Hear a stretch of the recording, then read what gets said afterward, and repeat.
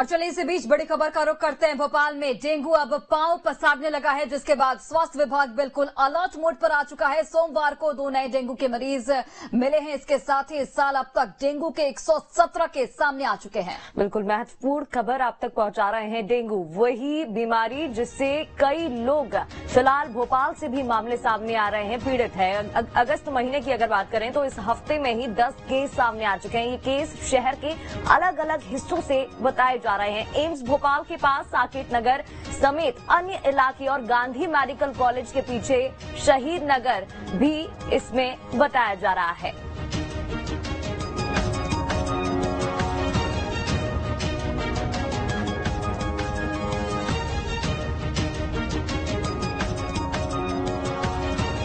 देखिए, भोपाल में डेंगू के मरीज बढ़ रहे हैं। एक सप्ताह में 10 नए केस सामने आ चुके हैं। बता दें आपको कि डेंगू का प्रकोप लगातार बढ़ता जा रहा है। ऐसे में लोगों से लगातार सावधानी बरतने की अपील की जा रही है। अस्पतालों में मरीजों की संख्या बढ़ी हुई है। एक सप्ताह में 10 नए केस सामने आए। हाई रिस्क जोन में एम्स और हमीदिया के आसपास के इलाके हैं।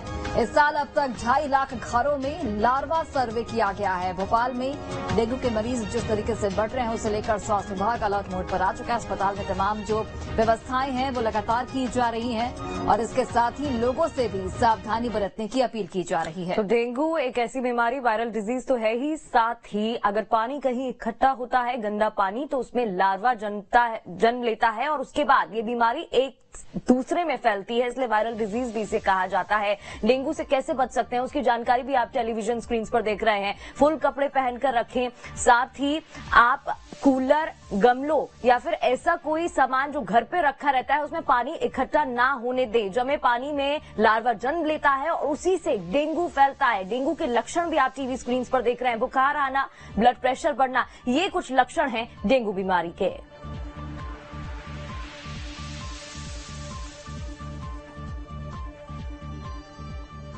और चलिए अधिक जानकारी के साथ हमारी सहयोगी नीलम इस वक्त भोपाल से जुड़ी हुई है। सीधे उनका रुख करते हैं। नीलम, जिस तरीके से यहां पर डेंगू के मरीज लगातार बढ़ते जा रहे हैं और अस्पतालों में किस तरीके की व्यवस्थाएं की गई हैं, अगर मैं भोपाल के अस्पतालों की बात करूं तो वहां पर कितने बेड की व्यवस्था है और कितने मरीज एक दिन में सामने आ रहे हैं? जी बिल्कुल, देखिए मानसूनी सीजन है और अब जो है शहर में डेंगू के मरीजों में जो है इजाफा देखने को मिला है। जहां जुलाई के पूरे महीने में 60 डेंगू के मरीज सामने आए थे, तो वहीं अगस्त की शुरुआती सप्ताह में ही करीब 10 मरीज जो है अब तक मिल चुके हैं। बीते 24 घंटे में भी 2 मरीज सामने आए हैं। हालांकि मलेरिया विभाग से जो जानकारी मिली है उसके मुताबिक सभी मरीज जो है होम आइसोलेशन में ही इलाजरत है। अगर हम व्यवस्थाओं की बात करें तो जिला अस्पताल जेपी में करीब 10 बिस्तर का बेड तैयार किया गया है। इसके अलावा एम्स और हमीदिया में भी अलग से सुविधाएं की गई हैं। लगातार जो है लोगों से अपील की जा रही है। मलेरिया विंग के द्वारा जागरूकता अभियान भी चलाया जा रहा है।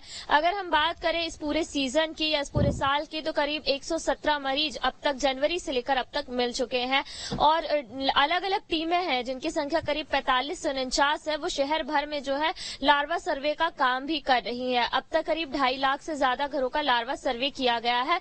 पर अगर हम बात करें संवेदनशील क्षेत्रों की, तो शहर का साकेत नगर इलाका जो कि एम्स अस्पताल के आसपास पड़ता है, वहीं हमीदिया अस्पताल के पीछे का क्षेत्र, पुराना शहर और इंद्रपुरी, ये करीब ऐसे एरिया हैं जहां पर लगातार जो है घरों में लार्वा मिल रहा है। ये क्षेत्र हमेशा से ही काफी संवेदनशील रहते हैं, इसलिए इन क्षेत्रों में जागरूकता अभियान तेजी से चलाया जाता है। पर कहीं न कहीं लापरवाही के चलते जो है डेंगू और मलेरिया का जो लार्वा है वो पनपता है और ऐसे में केसेस बढ़ रहे हैं। फिलहाल जो केस सामने आए हैं वो भी इन्हीं इलाकों से मिले हुए हैं। लगातार जो है बिल्कुल नीलम, ये वही इलाके हैं जहां पर केसेस सबसे ज्यादा फैलते हुए नजर आ रहे हैं। नीलम, बीते समय में भी हमने देखा है ये वही बीमारी है जो कहीं ना कहीं जागरूकता की अगर कमी होती है तो ज्यादा फैलती है। ऐसे में स्वास्थ्य विभाग क्या कदम उठा रहा है? जी बिल्कुल, देखिए जागरूकता कार्यक्रम के साथ ही जो है इलाइजा टेस्ट पर भी जोर दिया जा रहा है, क्योंकि बीते साल ये सामने आया था कि कई निजी अस्पताल जो है इलाइजा टेस्ट नहीं करवा रहे थे और जिसकी वजह से काफी मरीजों को जो है नुकसान हुआ था, उनकी हालत बिगड़ी थी। ऐसे में इस बार काफी सख्ती सीएमएचओ कार्यालय की तरफ से की जा रही है। सख्त निर्देश दिए गए हैं कि अगर मरीज में डेंगू मलेरिया जैसे सिम्टम्स हो, खासतौर पर डेंगू के सिम्टम्स, तो मरीज का इलाइजा टेस्ट ही करवाया जाए, जिसकी सुविधा जो है मलेरिया विंग के ऑफिस में की गई है, जिला अस्पताल जेपी, हमीदिया अस्पताल और एम्स भोपाल में भी की गई है। तो अलग अलग इलाकों में जो है इलाजा टेस्ट की भी व्यवस्था की गई है। अगर हम लक्षणों की बात करें तो रात के समय तेज बुखार आना, कपकपी के साथ बुखार आना, कमजोरी बनी रहना, सिर दर्द और शरीर दर्द, ये कुछ सामान्य लक्षण हैं जो खासतौर पर डेंगू के बीमारी में देखने को मिलते हैं। और क्योंकि भोपाल में लगातार हम देख रहे हैं कि मौसम में बदलाव हर सप्ताह हो रहा है।